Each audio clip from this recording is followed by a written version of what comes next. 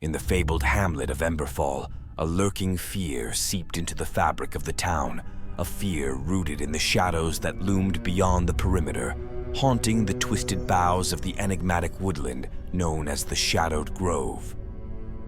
Amongst the superstitious townsfolk, tales of indescribable dread whispered through the cobblestone alleys, and it was on one such night that Sir Augustus Grey, a daring seeker of mysteries, found himself amidst the ethereal gloom of Emberfall.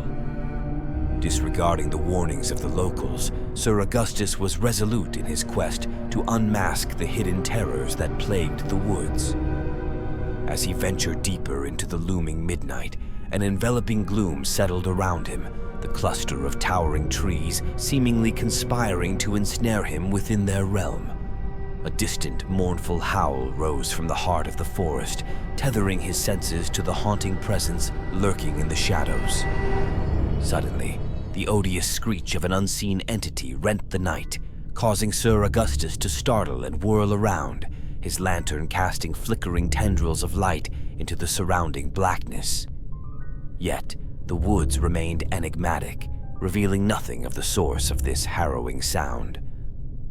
In the heart of the shadowed realm, the loathsome fog swirled and coalesced, forming grotesque, shifting shapes, apparitions born of undulating darkness. These phantoms, contorted and twisted, reached out with spectral fingers that seemed to claw at the fabric of reality itself.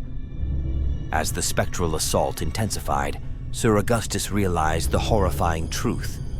The Shadowed Grove was not haunted by mere specters of the deceased.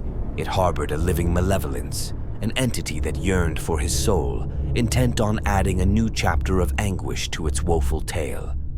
The very essence of the grove surged forth, a maelstrom of dread and desperation, as the woodland itself rose to ensnare him. As the air thickened with an unbearable sense of foreboding, Sir Augustus braced for what seemed an inevitable descent into oblivion. An earth-shattering quake tore through the woods, and the ghostly throng crescendoed into a maddened chorus.